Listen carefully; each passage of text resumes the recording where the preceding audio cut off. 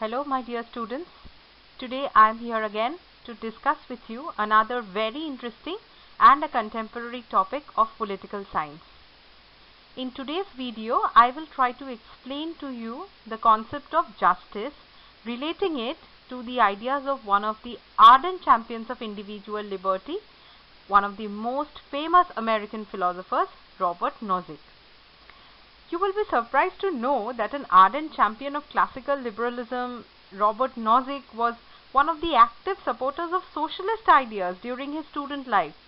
But then, after he got himself acquainted with the ideas of, John Locke, Adam Smith, the theory of natural rights, theory of laissez-faire, he gradually turned himself to an ardent champion of individual rights.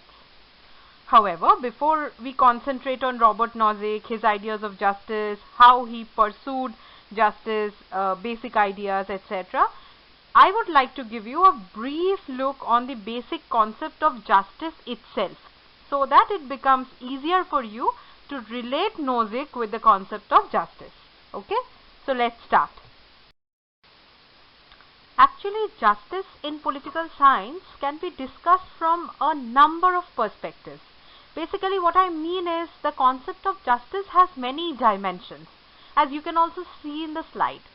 Justice can be discussed from a social perspective, it can be discussed from economic perspective, political perspective, legal perspective, criminal perspective, so on and so on. But the basic area of concern, or the basic question that hovers around this term justice all the time, is that what justice is basically concerned about.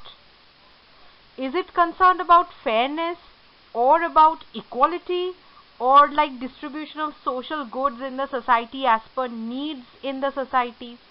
So all these concepts and ideas circulate around the basic concept and the term justice. Now, justice traditionally had a normative ideation, as we can see. That is, it was, if you look at the basic concepts of traditional justice, you will find it was concerned with morality and the basic criteria of distribution of benefits, goods, services and obligations of the society. But the contemporary liaison of traditional way leads to the debate between two concepts of justice. What were they? Procedural justice and substantive justice. Now, substantive justice mainly concerns itself with the idea of, distributive justice. That focuses basically on economic ideation of justice. But procedural justice focuses basically on a just process or a procedure, as the name itself suggests, to allocate social goods. And the basic advocates of procedural justice always say that the rules of market economy is the model human behavior. Now, one of the strongest champion of this procedural kind of justice was Robert Nozick. He is basically famous for his book Anarchy, State and Utopia, which brought him the National Book Award. And in his book, he criticized the basic concept of bringing justice through economic redistribution of the society, the ideas of substantive justice, and also the ardent champion of substantive justice, John Rawls.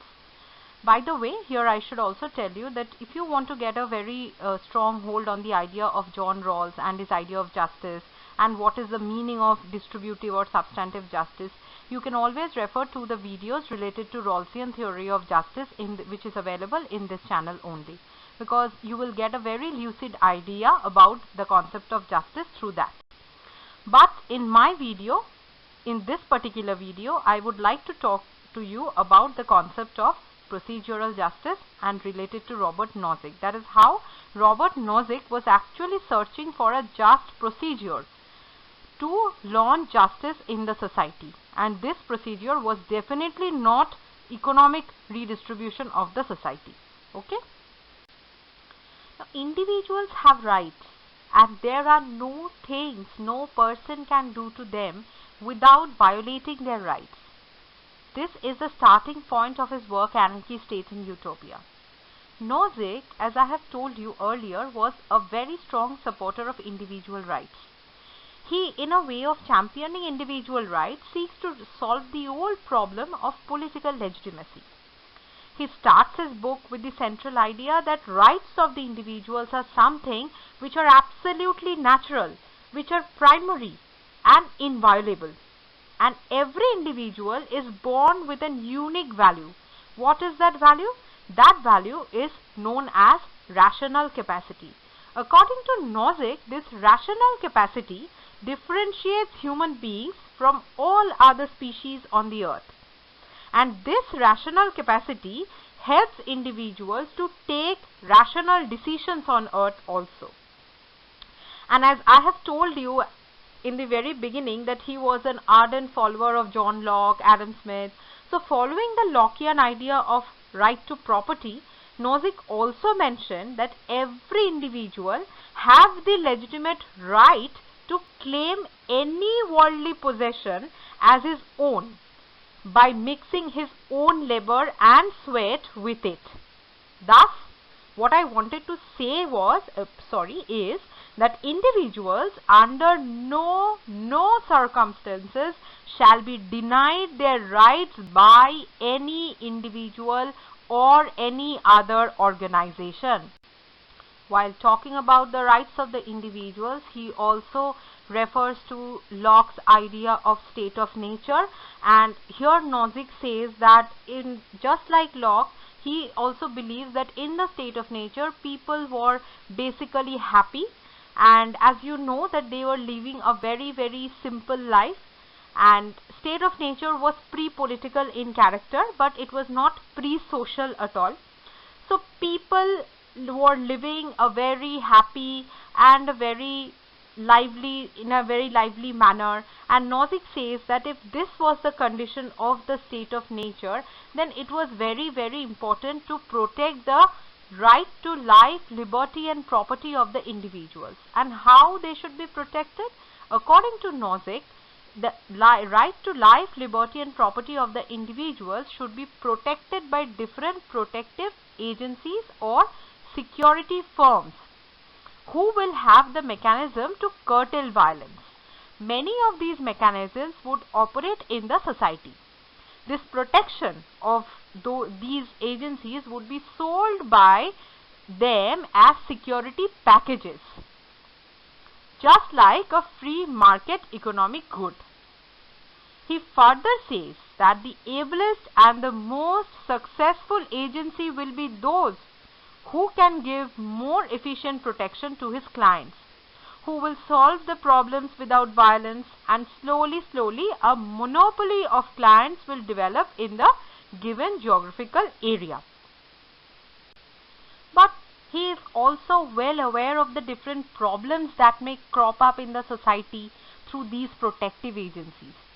Sometimes the over-dominance of these protective agencies and their claim to practice of independence of law are whether at all justiciable or not becomes a big question of concern in the society, because sometimes the procedures, quote unquote, the procedures of claiming justice can be too risky for the society and dangerous also, which would lead to sheer injustice in the society and turn the protective agencies into dominant arbitrators of the society. Suppose just pause a second and just start thinking that what will happen if somebody tries to break the established law of nature, if somebody tries to steal or confiscate others' natural rights, and what will be the condition of the society then? And most importantly, what will happen to those who are not the clients of these protective agencies? Here, Nozick will bring in the concept of state. He observes two areas of difference between these protective agencies and the state itself. One should not forget that one of the basic central theme of discussion of Nozick was the need and formation of the state also. Anyways, what are the two differences that he points out? Number one, he says that the agencies allows people to enforce their own rights, which the state won't do, And number 2, it doesn't protect all individuals within the geographical area. Now what do I mean by all individuals? I mean both the clients and the non-clients who did not buy the security packages from the protective agencies. But when the state will come into the picture, the state will give protection to both the clients and the non-clients. That is to all the individuals and in the society.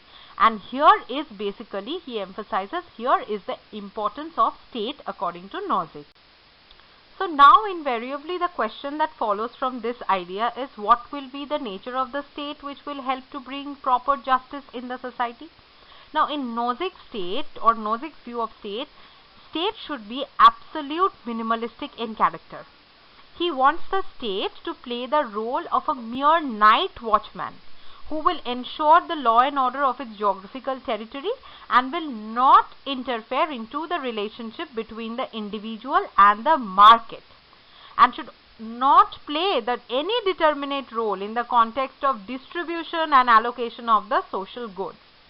Progressive taxation, that is, what do I mean by progressive taxation? It is a way that is those who have higher income will pay higher taxes for the betterment of those who don't have so much of income. So this kind of progressive taxation according to Nozick was not at all philosophically justified. According to him, taxation was nothing more than violation of the individual rights. He argues that philosophers like Rawls and other left liberals have laid a pattern of justice which leads to coercion and leads to violation of the rights of individuals in the society. The rights of the individuals shall not be violated under any context. Every individual have the ability to shape his life and give meaning to his life. And this is a unique way to understand that human life is unique and valuable and that human beings possess rationality. So, he clearly puts the idea that the only just distribution in society can be made by voluntary transfer of holding from one person to another, that is from person to person. Now, as I have told you that his idea was absolutely opposed to Rawlsian idea of distributive justice and taxation by the state, so his idea of justice do not involve much role of the state. Now, the basic focus of Nozick lies over the idea of self-acquisition of goods in the society by an individual. He says that there are basically 3 sources by which an individual can acquire various social goods. What are these 3 sources? These 3 sources are acquisition by self, acquisition of natural world, acquisition of natural world by mixing one's own labors with it. And eventually this acquisition would lead to the theory of entitlement. Now, what do I mean by acquisition of self? An individual has full and absolute right, according to Nozick, over his own body and mind, and he is absolutely free to use his body and mind to do whatever he feels like. By acquisition of natural world, he wanted to mean that an individual may acquire bits of natural worldly possession like land, water, etc. and use it the way he likes. But this entitlement to natural world must follow a logical method. And thirdly, acquisition of natural world by mixing his own labor means the individual can apply his own labor to the natural world, make things like industrial or agricultural products, as you can understand, and use the way whatever they wish. Voluntary transfer of these goods will establish others' entitlement to it, and from here he will formulate his theory of entitlement. So while talking about his principles of entitlement, he identified 3 principles on which, according to Nozick, justice will be confirmed in the society. What are these 3 principles? Initial acquisition, this is first principle.